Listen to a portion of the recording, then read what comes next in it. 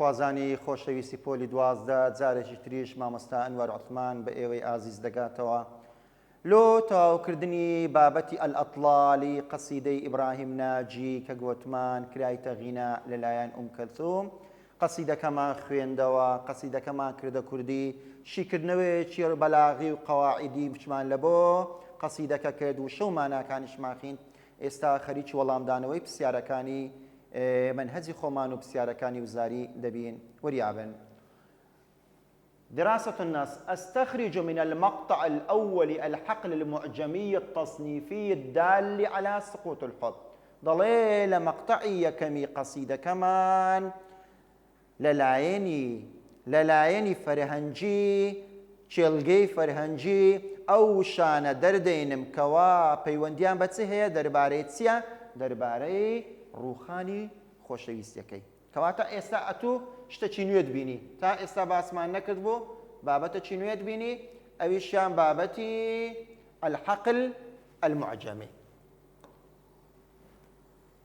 حەقلی معجمی بریتیە لە کۆمەڵێ وشە کە دەربارەی چەمچێکی دیاریکراو دەسوڕێتەوە. لۆ نمونە ئێستا القەلەم، الطالب، المعلم، الكتاب ئەوانە کۆمەڵێک وشە بوون دەربارەی چ دەسوڕان دەربارەی العلم. مثلا الداء، الطبيب، الإسعاف، المريض ئەوە چنە؟ ئەوە کۆمەڵێک وشەنە دەربارەی چ دەخولێنەوە؟ المەرض نەخۆشی. جا حەقلی معجەمی بریتیە لە کۆمەڵێ وشە کە دەخولێتەوە لە لە دەوری چەمچێک زاراوەیەکی دیاریکراوە. جا لەوەی حەقلی معجەمی چی دەوێت؟ حەقلی معجەمی ئەو وشانەی دەوێت لە فەقرەی یەکەم کە پەیوەندیان بە چ هەبی دەربارەی چ بی؟ دەربارەی نەمانی خۆشەویستیەکەی ڕووخانی خۆشەویستەکەی. دەڵێن یەکەم لا تەسەل ئەینە الهەوا پرسیار مەکە دەربارەی خۆشەویستەکەم لەبەر ئەوەی نەمایە. ئەگەر پرسیار نەکەم دەربارەی نەمابی یعنی چ؟ یعنی سقوط الحب یعنی خۆشەویستەکە نەمایە. دووەم هەوا لە ناکاو ڕووخا ڕووخانی خۆشەویستی بە مانای چ دێ؟ بە مانای وێرانبوون و نەمانی خۆشەویستەکەی دێ. ئەطڵاڵ کۆنە هەوار کۆنە یار کۆنە خۆشەویستی یعنی شتەکە کۆن بۆ و بوونی نەمایە. ئەدەمە فرمێسک ڕژان ئەگەر بماباوە ضەحک و تەبەسم دەبوو فەرەح دەبوو لۆ فرمێشی دەڕژا. هەروەها ئەمسا خەبەڕە بووە هەواڵێکی ڕابردوو. هەروەها ئینتەوە واتە نیشتاندرایەوە و هەڵگیرا. ئەو چەند وشەیە هەمووی چەند وشەیەک بوو دەربارەی نەمانی خۆشەویستەکە. ئەوە وەڵامی پرسیاری یەکەمیان.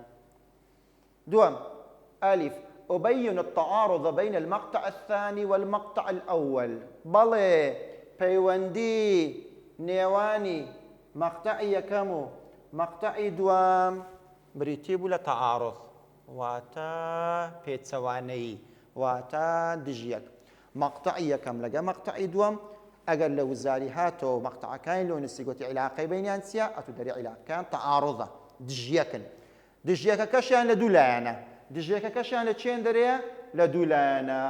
هەم لەسەر ئاستی دەلالەیە یعنی واتە هەم لەسەر ئاستی ئوسلوبە واتە شێواز. مەقطعی یەکەم و دووەم تەعارض و پێچەوانە بوون هەم لە مانە پێچەوانە بوون هەم لە ئوسلوب پێچەوانە بوون. مەقطعی یەکەم دەیگۆ خۆشەویستەکە نەما خۆشەویستەکە بۆ ڕابردوو خۆشەویستەکە قەپات کراو هەڵگیرایەوە و زارێشتر باسی ناکەم. مەقطعی دووەم دەیگوت لەبیرم نەکردی قەتیش لەبیرت ناکەم و بەهانەکانی لەبیر نەکردنیشی هینابەوە کەواتە لەلایەنی دەلالە پێچەوانە و تەعارض بن. لەلایەنی ئوسلوب مەقطعی یەکەم ئەمر و نەهی و نیدا و ئیستفهام و ئەو زۆرەشتانە زۆر بەسەری دازاڵ بوو ئینشائی و تەڵەبی بوو. بەڵام مەقطعی دووەمیان ئینشائی و تەڵەبی نەبوو خەبەری زیاتر بەسەری دازاڵ بوو. کەواتە مەقطعی یەکەم و دووەم هەم لەلایەنی دەلالە پێچەوانە بوون هەم لەلایەنی ئوسلوبیش پێچەوانە بوون. دەڵێن على المستوى الدلالي للايني معنى تعارض كان لتيا سقوط صرح الحب مقطع یەکەم باسی چی دەکرد دەیگوت خۆشەویستەکەمان ڕووخا و زەوالیهی نەما بەڵام لە مەقطعی دووەمیان عدم نسيان الحبيبة دەیگۆ نەخێر نە لە بیرم کردە نە لە بیریشی دەکەم واسترجاع ذكريات الحب الجميلة هەروەها یادگاریەکانی قەدیمی یادگاریە شیرینیەکانی سەردەمی خۆشەویستەکەی خۆی بە خەیاڵی خۆی دادەهیناوە کەواتە لەلایەنی دەلالە پێچەوانەی یەکتر بن بزانین ئەی لەلایەنی ئسلوب و پێچەوانەی یەکترن لەلایەنی ئسلوبیش پێچەوانەی یەکترن لەبەرەوەی وەکو تازە لۆ بەڕێستانم باس کرد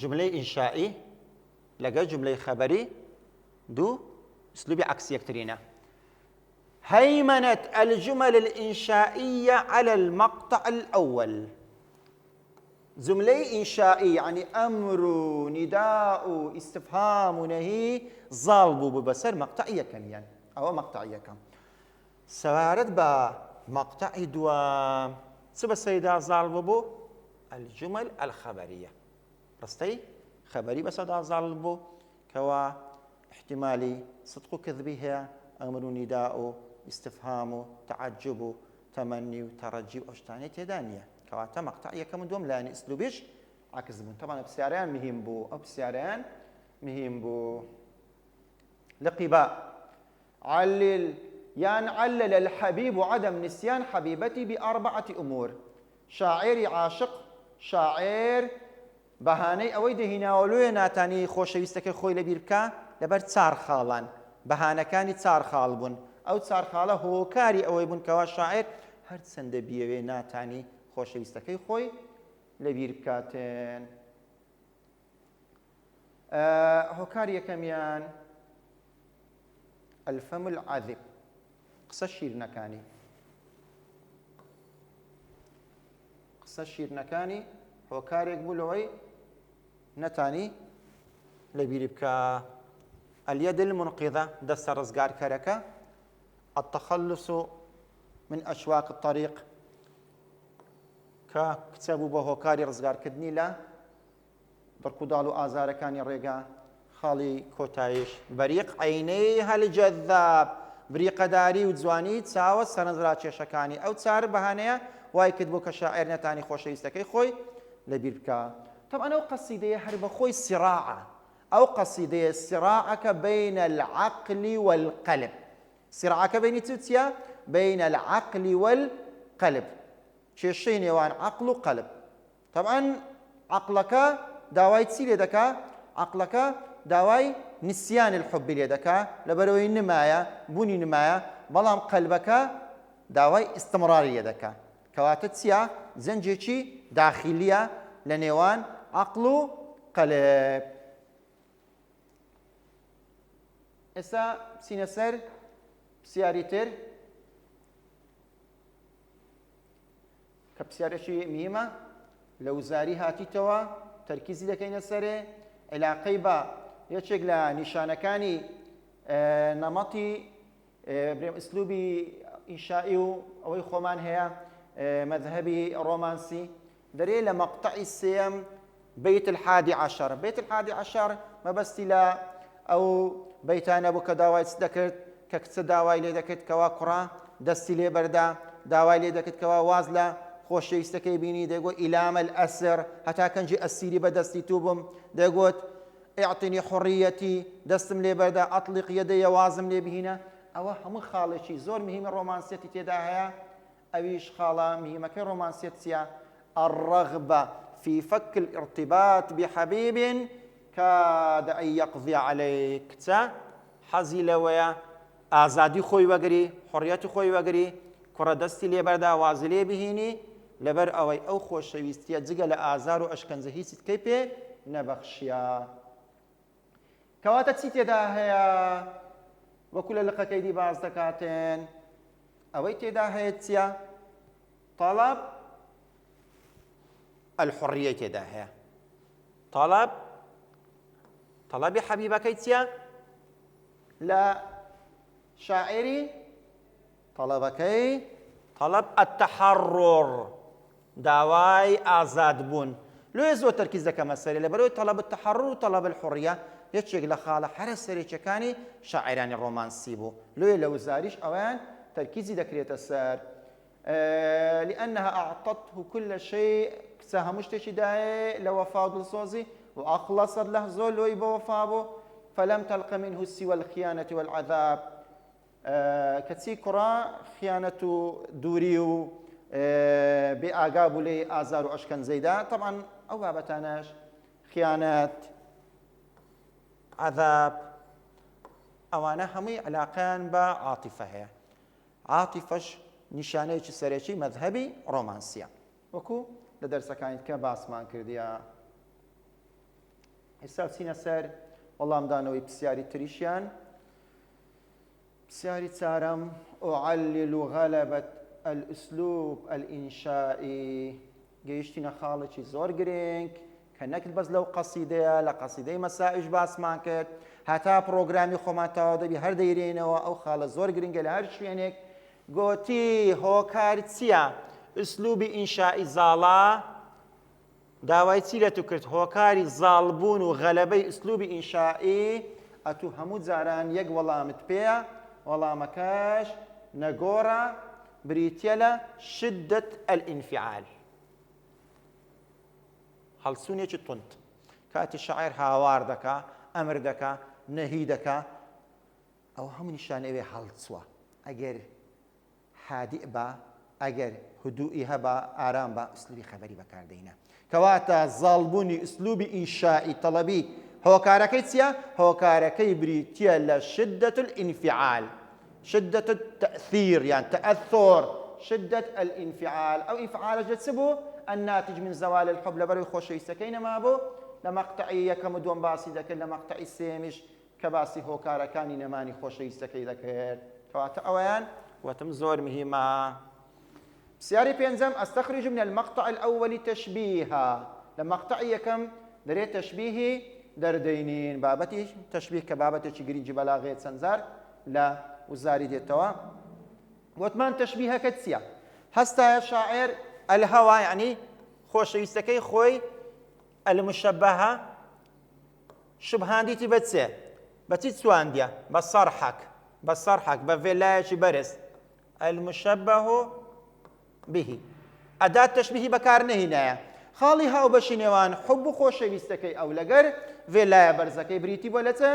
بريتي ولا انهيار بريتي ولا سقوط وجه الشبهك دلالك خالي هاوبشي صفتي هاوبشي نمان خوشي ويسك أو صرح خياليك بريتي ولا سقوط انهيار كذن كواتا مشبه ومشبه به وجه الشبهة كشمان دياري كد كبسياري مهمة بتايبتي وجه الشبهة دبي تركيز زياتري بكريتا سار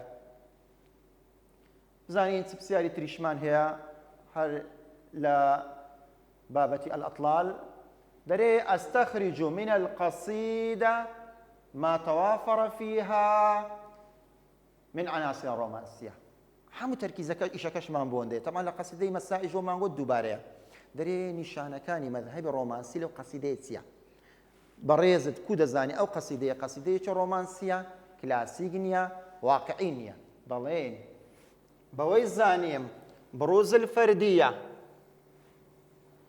شاعری ڕۆمانسی هەر باسی خۆی کرد هەر خۆی لە لاگرنگ بوو زگە لە خۆی باسی کەسی تکە نەکرد تەرکیزی لەسەر خودی خۆی بوو جیهان لای ئەو هەر خۆیتی وتەضەخمیها ئیشەکەی زۆر زەخم کرد والمغالاة في عرض شؤونها زۆر زیادە ڕۆوی کرد کاتی باسی ئیشەکەی دەکرد و ئەزمموی خۆشەویستەکەی خۆی کە ئەزممونێکی تاڵ بوو لە قەسیدەکەی لە بۆی باسکردێن خاڵی دووەمیان القصيدة بكاملها قصيدة للسرتا هتا كوتاي هرسي مقطعي عبارة عن تجربة ذاتية باسي أزموني خدي خويدك أزمونكش سيا تجربة حب فاشل أزموني خوشويستي بلام خوشويستي شكست خواردو خوشويستيك بكوتاي والزواج ني طبعا شكست خواردو خوشويستي كان أزموني شكست خواردو بو پرسیاری سێیەم لە نیشانەکانی ڕۆمانسی کە لەو قەسیدەیە بوونی هەبوو طلب الحرية والانطلاق، داوای ئازادیکردن، داوای ڕزگاربوون لە کۆت و لە بەندایەتی. طبعا عشقیش زۆرێکە لە کۆت و لە بەندایەتی لەلایەن دوو کەسەکەوە. لێرە کچە داوای ئەوەی کە دەربازی بە ڕزگاری لەو کۆتەی کەوا کوڕەکە وەک برێک کەلەپچێک لە دەوری کچەکەی کردیە و بەستایەتیەوە. جا کچەکە داوای ئازادبوونی دەکەوێت. داوای ئازادبوونی شتێک لە خاڵەکانی ڕۆمانسیەتە. کەنجێک کە دەیگو ئیعطینی حوڕیەتی یان دەیگو ئەطلیق یەدەیە، هەردووچیان داوای ئازادیکردنە. خاڵی هەرە گرنگیش لەو قەسیدەی کە ڕۆمانسیەتمان پێ دەرێ بریتە ئیعتیمادکردنی شاعیر لەسەر دوو خاڵان، یەکەمیان عاتیفە، دووەمیشیان ئەلخەیال. عاتیفە چیان بوو؟ باسی حب، خۆشەویستی، باسی وەفا، باسی خیانەت، باسی عەذاب، ئەوە هەموو عاتیفەنە. ئەدی خەیاڵەکە چ بوو؟ خەیاڵ تەشبیهە. خەیاڵ تەشبیهە. شاعیر خۆشەویستێکی خۆی بە چ شبهاند بوو؟ بە خەیاڵ. شبهاندی بە ڤێلایەک. مادەم خەیاڵی تێدابی کەواتە چیە؟ قەسیدەکە ڕۆمانسیەتیشی سەرفا. ئەو قەسیدەیە تەشبیهی تێدا بوو، سوورەی تێدا بوو، کەواتە خەیاڵی تێدا بوو. بوونی خەیاڵ و عاتیفە یەکێک لە نیشانە گرنگەکانی قەسیدەی ڕۆمانسیە. هەروەها خاڵی تر شاعیر تەعبیری لە چ دەکرد؟ قەلەق، دوودڵی و شلەزان، شەڵەژان و کەئابە، دڵتونبوونێکی زۆر، تەمەڕود، یاخیبوون، لە ئەدما میعسەمی و لە ما ئەبقا عەلەیە و لە نیشانەی تریش ئەوانە بە دیار دەکەوتن. ئێستا ئێمە لە وانەی دوام وەڵامی هەموو پرسیارەکانمان داوە. ئەو پرسیارانەی کە لە پرۆگرام کرابوو دەربارەی قەسیدەی ئەلئەطلال، پاش ئەوەی لەوانەی یەکەمیان قەسیدەکەمان خوێندبەوە، هۆکاری نووسینی قەسیدەکەمان باس کرد بوو، وشە و ماناکانمان باس کرد بوو، شیکردنەوەیەکمان لە بۆ قەسیدەکەی کرد لەلایەنی بەلاغی، لەلایەنی ئوسلوبی، لەلایەنی ئەدەبی. ئێستاش هاتین لێرە پرسیار بە پرسیار وەڵامی پرسیارەکانی پرۆگراممان داوە و ئەوانەی کە گرنگ بوون تیشکمان زیاتر خستە سەریان و ئەوانی تریشان هیچ پرسیارێکمان بەجێ نەهێشت بەبێ ئەوەی لۆ بەڕێستان ڕۆنی بکەینەوە بە هیوای تێگەیشتن و سوود بینین. ئیتر هەر شاد بن.